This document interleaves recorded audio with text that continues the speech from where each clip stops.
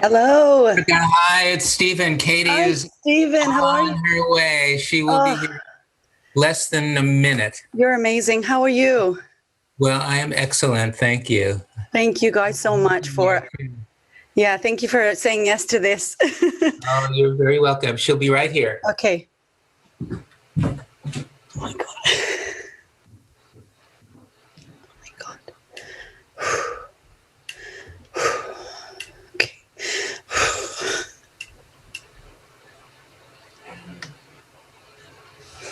I need to get my shit together.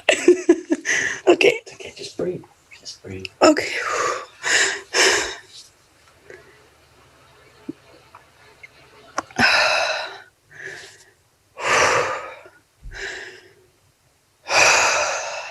Okay. Oh my God. Erica. Hi. Hi, honey. Oh my gosh. Oh, sweetie. I'm so deeply grateful. Oh, honey. Oh, I promise I won't cry the whole time, or I might. Oh, I'm just really grateful for this opportunity and for who you are in the world and the work that you do. Because it's so important. I could just stare at you for 30 minutes and not ask you any questions. Oh, thank you, Katie. Oh, honey. Thank you. Oh, okay, let's begin. I'm still taking all of that in. Thank you. And my thought is, I was given the same thing. Mm. And the gratitude you're expressing, I don't take for granted either. It's like, why me? What? Yeah. This gift. And then to see you reflected back as a result of this gift that we just give between us. We give it as far and vast as anyone can take it in through our books and our presence, our gratitude. Thank you.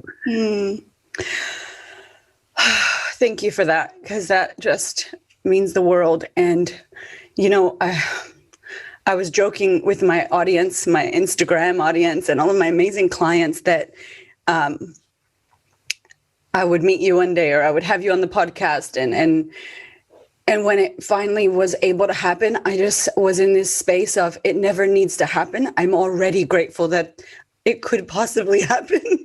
And it's the work. I've been doing it for 4 years now, and it has been doing me. And I honestly, when I think about meeting anyone or asking any questions, I can't ask a question because the work will answer the question. There's no questions to be asked or answered. And I'm at that point, and I think my clients are like, what? How the hell did you get to that point? And so I myself literally would happily stare at you for 30 minutes and just, honestly, you're divine. It's like being blah, I can't speak. So, but my audience has questions, and I'm like, I'm so happy that we can answer them. And they say deep gratitude to you because you have changed their lives through the work that you were so willing to share, and how you created the questions, and how you went, let me not say that because I don't want to alienate people, like just how you made it so accessible. Yeah, it had to be something for everyone. It had to be obvious and simple. But what the mind will do with it, it'll take the simple and apply complexity to it. And so it takes a little settling down. The ego's like this wild colt that I know I'm free. And it'll just, I know that already. I know that. Yeah. And then stumble and think again. I love you. Okay. So we have this thing in my community that's called the sisterhood, and our first kind of module is about the mind, because I love the mind. As you say, mind is good, mind is beautiful, and is all. Yes. And you say in the Inner Awakening book, I have like all your books and I've listened to you in my ear intimately in so many times and ways that I feel like you're a relative. I know you are a relative of mine. And I heard you say a closed mind is a closed heart, and we need an open mind. Can you talk about that? Because that's so beautiful. An open mind is like, I see you, you're beautiful. It's as, it may seem mundane to some, but it's like, I love your fingernails. I love they're green. I love your smile. I love your, oh my goodness, your laughter, your earrings, your brightness and what you bring. And so that is, give me the quote again. Which yes, open mind, open heart. Yes. So that is right thinking. Everything I just said applied to you. And the heart is open. And it just spills out. I don't have to think about it. Yeah. I don't have to be sophisticated in it. It flows. That's why I love that. And the reason it can flow is there's nothing there to stop the flow. Like, yeah, but. Yes. Yeah. However, she. Yeah. Oh, yeah. So that is open mind, open heart. But she, and when that stops, the heart, that connection with heart. So that's why I love inquiry. I love the work because it questions anything that would stop that natural flow of I care, I'm here for you, I'm connected. And to stop that flow is, everything from mild irritation to war. Yeah, we've had enough of that. And we can't blame ourselves. It's what we're thinking and believing, because the ego would say, I'm right. She really did it. She really said it. She really did it. It's a fact. Of course, I'm not going to ask my friends because they may disagree. I'm just going to go on it's, getting backups for this insanity. Yeah. and you get to be right, but is your heart closed? Yeah. So that's what I love that people take to these 4 questions and turnarounds. I love listening. And I feel like the more I listen to different books of yours and read and listen, because I love hearing. I'm very visual and feeling and hearing and seeing. And so I recommend that people listen to the book, especially if it's their first time doing the work, because of the beautiful emotion. And you just have this, you're like a mother of the world. Like that's what that energy feels like to me. And that's why I'm like overwhelmed with joy near you. It just feels like mother and love and acceptance and a big juicy hug from Katie, when you speak. It's what it feels like. It feels, I know that you maybe know this, but I just want to say to you, like when I hear you, it's like, darling, hey, beautiful. Like, my little pumpkin. Yes. You're grandma as well, right? You have grandbabies? Yes, I do. And the youngest one is 17. Oh, really? They're not babies anymore. Oh, no. Except here in my head, they're all ages. up to, let's see, the oldest 2 are like 20, 26, for heaven's sake. Yeah. Wow. But always my babies. Yes. I see the world that way, and no disrespect intended. Yeah. Anyone that would judge another human being and not question it, noticing the heart shut down, they need a little love and care. Can I ask you, so I will tell my clients to, or anybody who listens to me on the podcast or anywhere, I say I'm a confidence coach, but really it's life coaching. It's helping you live a better life. It's helping you question your mind. It's your work is, I know that a lot of therapists and psychologists and everybody uses the work. And I remember Tony Robbins talking about the work, and I was like, yes, Tony Robbins loves Byron Katie too. And I find that when people do it, when my women do it, their whole world shifts. They get what they want. It's incredible. And then they stop. And I know you talk about it as a practice. What can you say to those that are struggling, like showing up, or how often do they need to do it? How can they make it a practice? Well, I invite people to do what I did the first 3 years and continue to do. And that is, the work is, it's an experience and a meditative process. Yeah.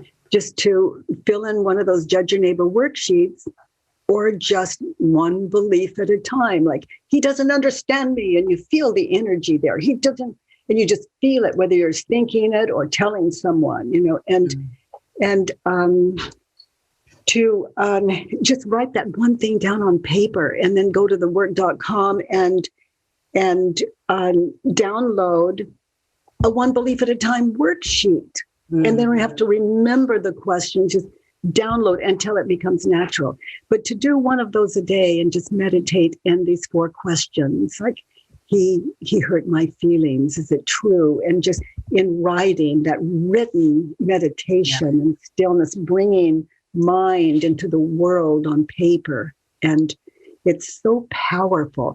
And it that's what I suggest, to anyone that says, what can I do? Just do what I did and what I continue to do. Because as you yourself are probably very aware, every time you offer the work to someone, you're receiving the work. So it's really you, in your generosity, giving you a more enlightened mind. Mm-hmm. We can sit at home and give it to ourselves. And we can offer it to other people once we have the training wheels in place from our morning practice. And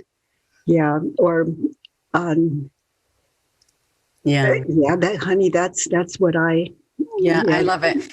You say have it for breakfast, and I'm like, that's just, it's so good. And don't leave home without it. And that's home in the self, or home out of the house. I remember I was pregnant with my son, my second son, when I found the work, and I would drive around town selling shampoo and conditioner. It was a very fancy job that I had, and it was awesome. I get to drive and I get to listen to your books, and I would be at the red light on a Kmart receipt being like, is it true? And it wasn't sexy. It was a Kmart receipt or a McDonald's receipt, but it was just like, my mind was blown as I was driving going, oh my gosh. See, you're as open to the gift as I was. That's what I'm hearing. It's like everything's up for questioning because it's mind expanding, life expanding, love expanding, even though love has no limits. It's just this infinite world of beauty and caring and fearlessness. And that's confidence. And that's what, you used the word confidence earlier. And that's what confidence is. Life out of a questioned mind. And it's never an I know mind. It's open mind, open mind, open mind. And living out of that, confidence is, I'd say a synonymous word to that would be authentic, authenticity. I love that. I love that you shared that. Thank you so much, because it's really, otherwise we could be pretending confidence. Yeah. And really frightened inside. And projecting something. And that's okay. And we can do better. We can be that confident without the fear. I love what you say in your book, in the Inner Awakening book. You said, I cannot need what I don't have. And I think so many of us, even if we just say, I cannot need what I don't have. If I don't have it, I don't need it. And it's just, that's mind blowing. Can you talk to that a little bit? Yeah, it's, the work found me like you, and I discovered that, if I don't have it, I don't need it, that I have not only everything I need, but more. That's a law.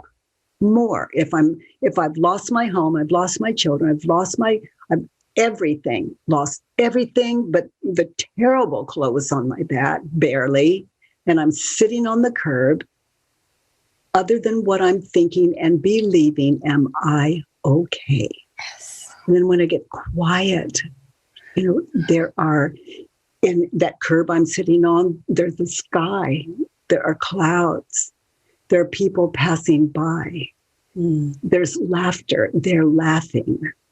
I can afford to laugh too. I'm present. And even hunger is a state of mind. Even death is a state of mind. We fear what we believe about death, not death. So to be, what I discovered basically was it's a friendly universe without exception. And any thought I would have that opposes that feels like stress. So, just experience, like you, sweetheart, experience is what brings me to these quotes. They're a way of expressing these amazing understandings and recognitions and enlightenment we find just writing, is it true, on a Kmart receipt? Yes. Not a little thing. Yeah. But honestly, it's, oh my gosh. My husband passed away when I was 23 years old. He was my high school sweetheart, and he passed away in a drinking and driving accident. And I had worked so much on it. I had come to Australia. I'm American, but I live in Australia now. And I met my husband, my current husband, who was into personal development and spirituality and all of these things. And, I started doing the work on this with a coach. And after 8 years, I felt like I had really healed that death and that experience. And then I found the work. And then I found loving what is. And I heard you say in the book to someone, someone died, and you said, where is it true that they're dead? And I'm thinking, yeah, they're in a casket. What do you mean, Byron Katie? Yeah. And you said, oh, it makes me like emotional. You said, where do they live? In your heart? Like, my children aren't here. They're at school, thank goodness, right now, but they're alive in my heart. And when you said that, I pulled over. I broke through. I shared it with my amazing audience because it's not my experience. It's our experience, right? And I can't tell you that day, Giovanni Lopez, my husband, came back to life inside of me. And it was like the best gift, because he already passed in the physical skin bag body, but I had killed the spirit as well. I had not, and that just helped me so much, because now my 5-year-old talks about him. My husband and I celebrate him. We listen to his music. He's not gone, but we have so many issues with death. And you said something like, if Stephen was to go, it's your husband, who's beautiful and lovely. Your husband, Stephen, dies. It's not that he died. It's that I can't live without him. Or can you talk to that? Well, it's like Stephen is in the kitchen right now. I can hear his computer but how do I know? So now I'm in touch with how he lives in my mind and how that hits my heart. So what I'm believing about Stephen in life or death is I'm going to wear that, whether he is dead or alive, as we say. Yeah. But is he alive in me? That they call him dead and bury him. Is he alive in me? That's as ridiculous, and I don't mean that disrespectfully, but it's as ridiculous as imagining he's in the kitchen. And as I'm here talking to you, he's in my mind's eye. I see him in the kitchen, but that doesn't make it so. I could be right. Don't know. I just don't know. Show me reality. And that's a beautiful life. Reality is always kinder than what we're believing about it. And the work dispels those spells of horror and fear and impoverishment. I love too that you talk, and again, this is something from my clients, because I get it. Like I get it. I get that it does you begin to live, you don't read the book, you become the book, you live and think that way. And I can't now say my husband isn't romantic, because it's bullcrap, I'm not, back to me, like boomerang, And so, but so many of my clients say, what about when children are dying of hunger? What about Black Lives Matter? What about racism? What about sexism? What about all of these horrible things? And how do we be with these things and not just be okay with it? And I like to explain that you never say, it's great that someone abuses someone. That's awesome. You never say that. Even in your interview with Oprah, she was mind blown when you said, no one's taking advantage of you. You're giving them your money. But can you speak to that? Because so many people, that's their thing, is like they think the work is saying yay to abuse or yay to racism. It's like all the things you mentioned. For example, Black Lives Matter, any cause. It's like, I can live out of this. How can I help? That's it. Yeah. How can I help? And what is stopping me from doing that? And am I where are my shortcomings in that? Do I see Black Lives Matter? Do I even see black? I can see colors, but what does that have to do with our true nature? Nothing. But do what I can. Yeah. Do what I can. And more importantly, or as importantly, what is stopping me? It can only be fear. Yeah. There's I think, and if I can't, let me do what I can from here. Yeah. It can be as simple as it's his turn to do the dishes, and I see he hasn't done them. I just do the dishes, do my life. I do what I can. And I don't settle. There could be 10 causes, 30 causes in my email. Well, there could be one that I respond to, and why wouldn't I? It's what I'm thinking and believing. I'm too busy. I gave to that last year or last month. It's other people's turns, but not that, when we question those, then that fearless state of mind, we know what to do. That's an authentic life. That's living out of confident. I'm confident I'm doing the right thing. It doesn't have to be by anyone else's measure. I think too, when you say, like, we see a lot in our work, especially young people, that we get activated and excited and we're activists and we want to do something and change. And I think you said something really funny that was like, a bear is chasing you and you can run away from the bear and just run away from the bear, or you can run away from the bear in anxiety and terror. And it's like, how do you want to run away from the bear? And it's like, how do we want to fight, or how do we want to stand up for inequality? Do we want to be pissed off, angry, upset, judgmental, stressed out, and go, and then fight the patriarchy or whatever it is? Or because I feel like we can become, if we get too hardcore that way, we can also be just like the thing we're fighting. And it's not just, do I want to run away fearfully or non-fearfully? It's non-fearfully because that's where we make the most intelligent decisions, the wisest decisions. And that is equal in all of us. Mm-hmm. One of the and it doesn't mean the bear won't catch us. Yeah. But am I present when I'm feeding him, poor bear? Hungry bear. Poor bear. He wants to have a bite of arm. And also he wants his territory. Yeah. I look to myself. What is it that a lot of my ladies, the women, because this podcast is for women really, who want to be the best they can be and let go of mainly caring so much about what they think people think about them. And what would you say to that? What is it that I would say be generous. Allow people their own thoughts. We talk about freedom of speech. Yeah. Thought, speech. People have a right to believe me to be who they believe me to be. I can't change people's minds. So can I change my own? That's the only question that runs in me. Yeah. And what are my thoughts about those people who judge me?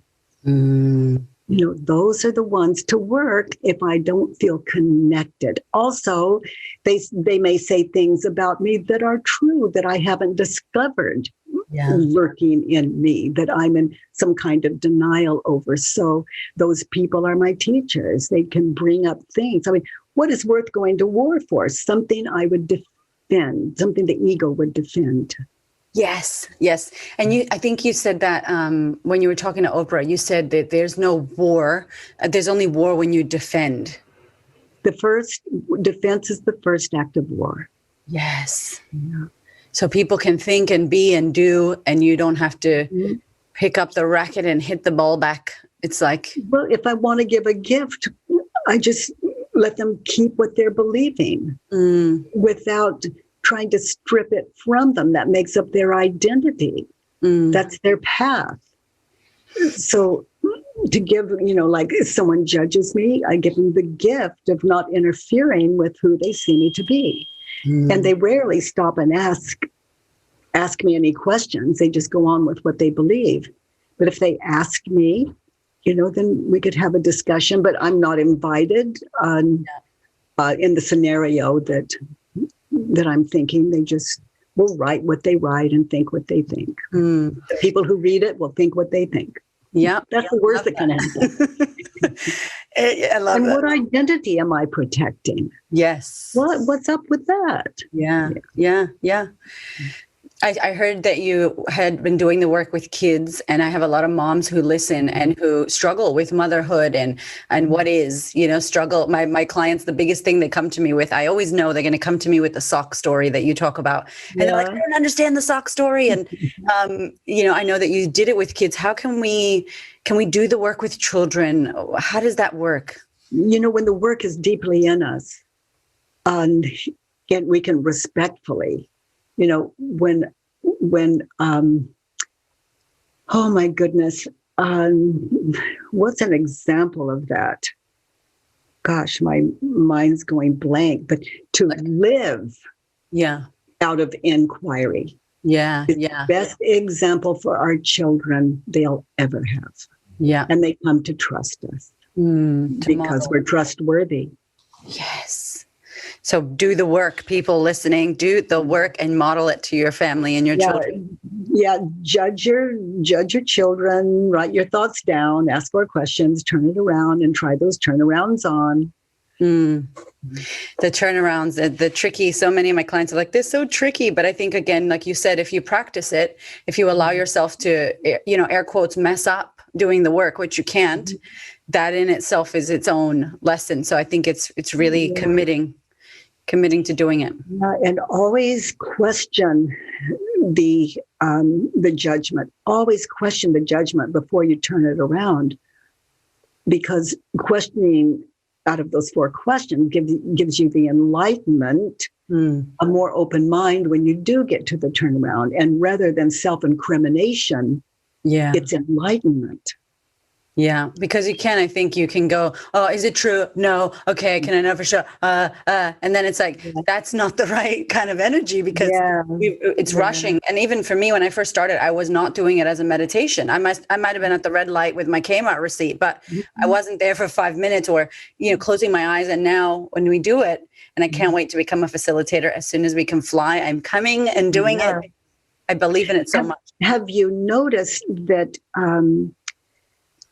that as you're speaking or thinking, it's beginning to end in a question mark, just a silent question mark, like he hurt my feelings is how it used to feel. And now he hurt my feelings is the feel. Everything ending. And it might say, you hurt me. But even when we're acting out, inside it feels like, you hurt me? Like, really? It's more like, because we know, Lucy, I hurt me. I'm hurting me right now. How do I know I'm feeling guilt? And the finger is, it's what I'm thinking and believing about him, her, them, that is the cause of my suffering. It can never be them. And I love the story that you say, like it's a story, and we can just live in these stories that you call them dreams, or sometimes they feel like nightmares. And that's the only place where we truly suffer. Yeah, Stephen's in the kitchen is a dream until I walk in there and see that he is there or he's not there. I'm just daydreaming, and I imagine I say one son in his home, another son in his home, my daughter in her home, and I have no idea where they are, but that doesn't stop this ego mind. But for all of it to end in a question mark, that silent question mark, it's not even a thing. It's like an implant that begins to find a home in you that just gives you a questioned mind. And Einstein said an unquestioned mind is not worth living. For Socrates, someone said. Yeah, that's one of my favorite, but the ones that you say, like the unquestioned mind is a world of suffering. And I love that. It's in my book, that quote of yours, because I think it's just powerful, and it doesn't need to be deep or spiritual. And I want to say, like that's what I love about you. Like jokingly, my community called me like the the Cardi B of personal development, as like a joke of like breaking down the stigma, the dogma, the very smart, because I don't consider myself an educated or spiritual. I mean, I am, but I don't want to talk about that. I want to talk about normal English words that people can understand. What matters. Yeah. And I'm so deeply grateful for you, because you've made these 4 questions. They're just simple, small statements that you can do on a Kmart receipt from the work, which is free, thework.com, the worksheets you give. You have an app, which all of my ladies have. Like I said to you, you're part of our curriculum. Like your book is the book they need to read. Yeah. I'm so glad. Yeah. We have a thing I want to show you. I'm sending you this shirt.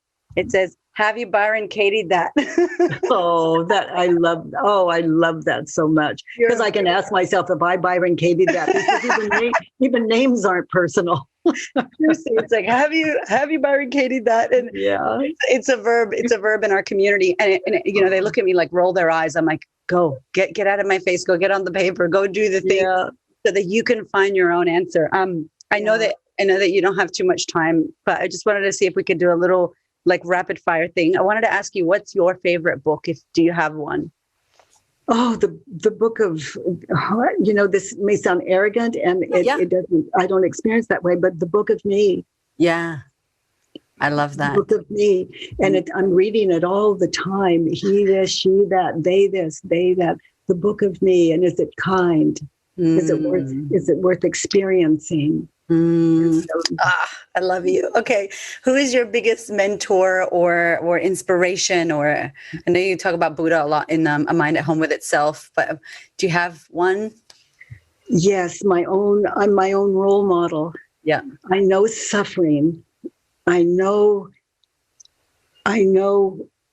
how to deal with suffering, that it's an illusion. And I know how to wake up from that dream. So, yeah.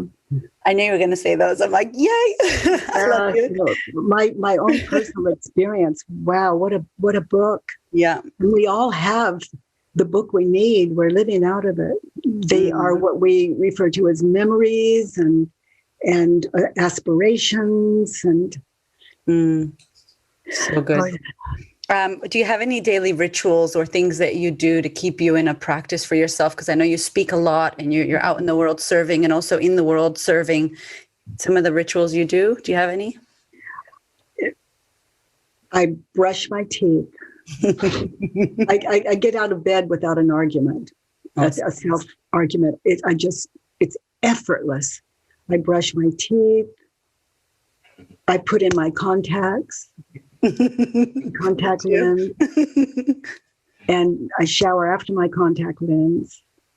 But that's a big deal where I come from. Yeah. Just to do those simple things without a war going on. Oh, I need to this, I need to that, while the toothbrush is doing this. Presence, presence, presence.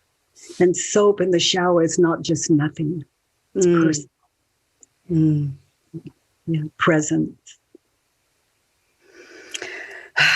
Okay, I'm going to ask you this, but I feel like it is what it is. Like, what would you love to leave the world with as a legacy, and I feel like you already have?